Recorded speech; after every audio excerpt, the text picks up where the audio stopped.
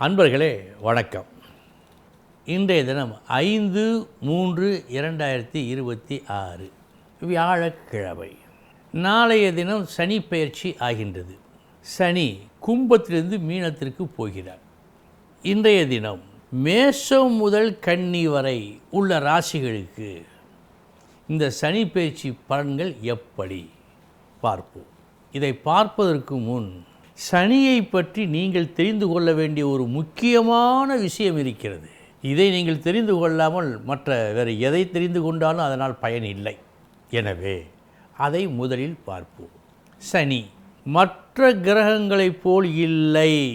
6 கால பூஜை, புனஸ்காரம், சடங்குகள், சம்பிரதாயங்கள், அவருக்கென்று விழாக்கள், அலங்கரித்தல் போன்ற புற செயல்களில் மயங்காதவர் சனி. நீங்கள் என்ன செய்தாலும் இரக்கம் காட்டாத ஒரு குணம் உண்டு. அதிலெல்லாம் மயங்க மாட்டார். நல்வினை செய்தால் நற்பலன், கெடுபலன் செய்தால் கெட்ட பலன்கள் கொடுத்தே திருவார். யாருக்கும் ஈசனாக இருந்தாலும் இதுதான் சனி. இனி மேஷம் முதல் கன்னி வரை சனி பெயர்ச்சிக்கு என்ன பலன்கள் என்று பார்ப்போம்.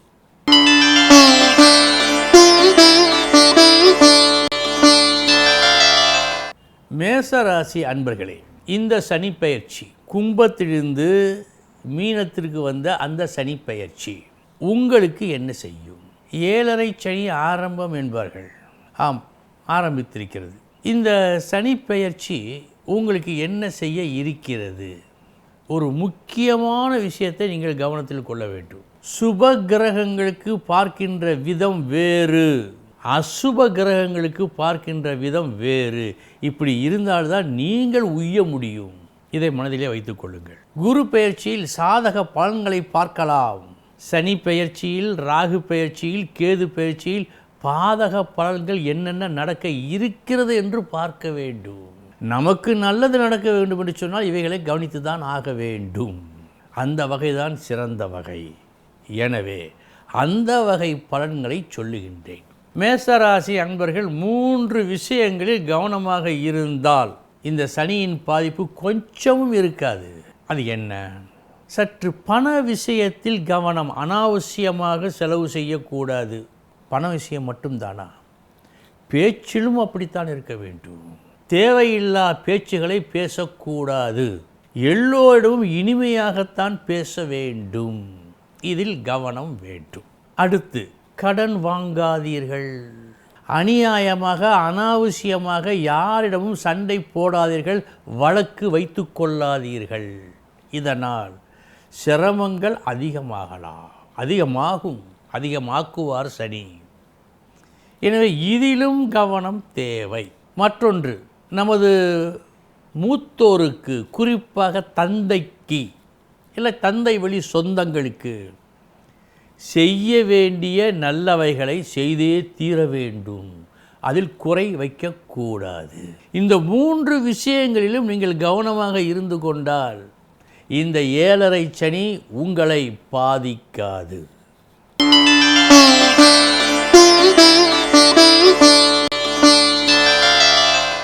ரிஷபராசி அன்பர்களே, உங்களுக்கு 7.5 சனி அப்படியெல்லாம் கஷ்டம் இல்லை.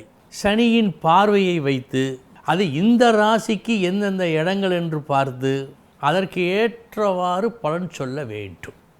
அந்த வகையில் சோம்பல் கூடாது. இந்த பெயர்ச்சியில் 2.5 வருஷம் சோம்பல் கூடாது. அதற்கு பிறகு பரவாயில்லை என்றால் அப்படியெல்லாம் இல்லை. எப்போதுமே சோம்பல் கூடாது. இந்த பெயர்ச்சியில் கண்டிப்பாக சோம்பல் கூடாது. அதனால் உங்களுக்கு தான் சற்று முன்னேற்றம் தடைப்படலாம். அடுத்து, புத்திசாலித்தனம் தேவை. எந்த ஒரு விஷயத்தை நீங்கள் செய்வதாக இருந்தாலும் 1 முறைக்கு 2 முறை, ஏன் 3 முறை கூட நீங்கள் யோசித்து செய்யுங்கள். உங்களை அறியாமலேயே, ஞாபகத்தில் வைத்துக் கொள்ளுங்கள், உங்களை அறியாமலேயே ஒரு சில பிழைகள் ஏற்படலாம். நீங்கள் ஏற்படுத்தி கொள்ளலாம். எனவே இதில் கவனம் தேவை. அடுத்து முக்கியமான விஷயம், அது என்ன? புது புது விஷயங்களில் தலையிடுவதை தவிர்க்கவும். ஆம், புது ஒரு விஷயம், அந்த விஷயம் உங்களுக்கு நன்மையை செய்வது போல் காட்டி உங்களை கெடுக்கலாம், கெடுப்பதற்கு வாய்ப்பு உண்டு. எனவே நீங்கள் தான் சற்று தூர நில்லுங்கள். நீங்கள் சற்று தூர நின்றால் உங்கள் கையை பிடித்து அது இழுக்காது, நீங்களே சென்றால்தான் அது ஒரு நன்மை இருக்கிறது. எனவே இந்தந்த விஷயங்களில் நீங்கள் கவனமாக இருந்துவிட்டால் இந்த 2.5 வருஷம் உங்களுக்கு சொர்க்கம்தான்.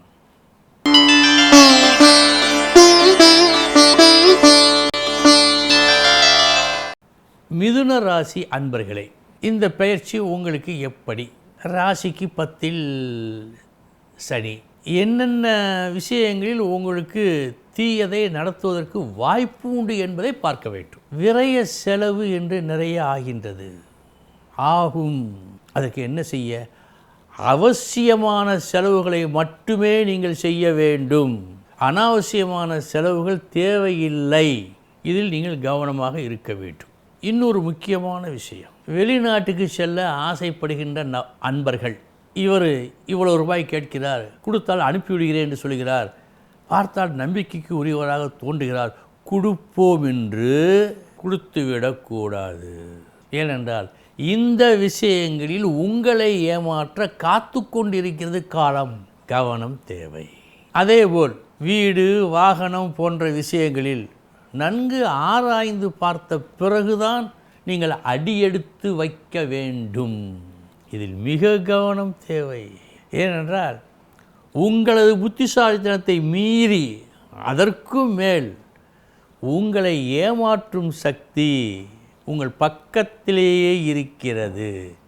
ஞாபகத்தில் வைத்து கொள்ளுங்கள். அடுத்து ஒரு முக்கியமான விஷயம், நட்பு வட்டாரம், குடும்பத்தில் கணவனோ மனைவி இவர்கள் நிலை சற்று கவனமாக இருக்க வேண்டும். பொறுத்து போக வேண்டும். அவர்கள் பக்கம் தவறு இருந்தால் கூட நீங்கள் பொறுத்து போக வேண்டும். அப்படி பொறுத்து போவதால் நீங்கள் ஒன்றும் குறைந்து போக மாட்டீர்கள். பொறுத்து போனால் இன்பமாக வாழலாம். மிதுன ராசி அன்பர்களே, இந்த விஷயங்களில் கூடுதல் கவனம் உங்களுக்கு தேவை.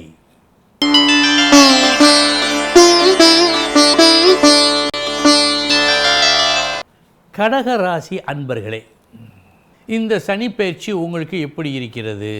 லாபத்தை கொடுக்கிறது, அந்த பணத்தை அனுபவிக்க முடியாமல் கெடுக்கவும் செய்கிறது. எனவே உங்கள் சக்திக்கு மேற்பட்ட விஷயங்களில் நீங்கள் ஈடுபடக்கூடாது. கடன் எல்லாம் வாங்கி நாம் ஆரம்பிப்போம், அதான் வருமே என்ற ஒரு நம்பிக்கை கூடாது. இதில் கவனம் வேண்டும்.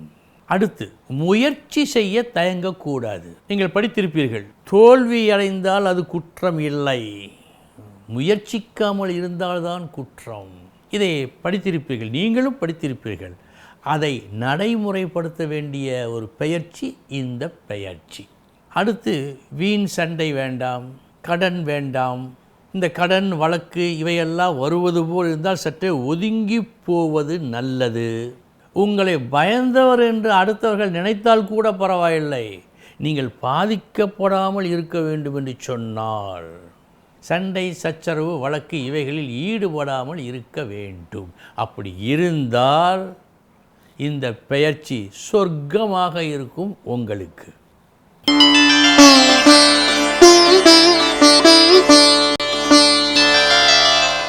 சிம்ம ராசி அன்பர்களே, இந்த பெயர்ச்சி எப்படி?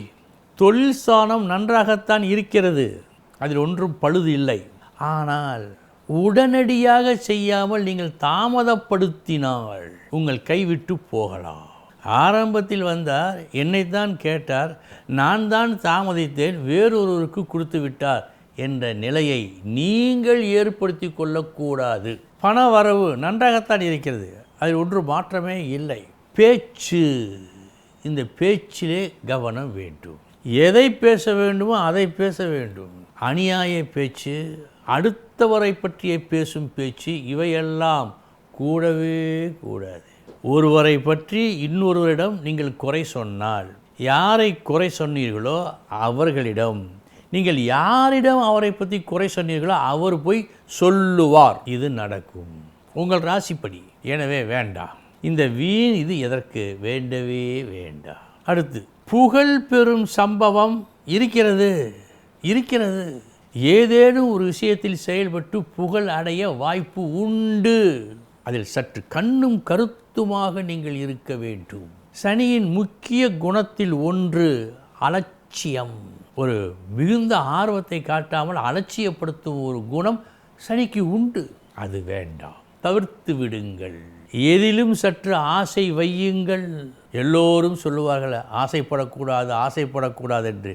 உங்களுக்கு இந்த பெயர்ச்சியில் சொல்லும் அறிவுரை, ஆசை வையுங்கள். அப்படி இருந்தால் நன்மையை செய்யும் இந்த பெயர்ச்சி உங்களுக்கு.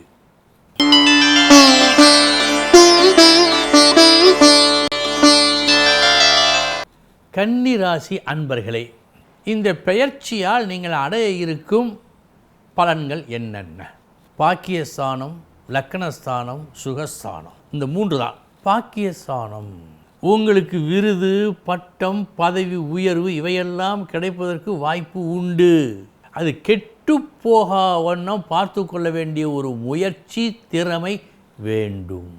மதிமயக்கம் கூடாது.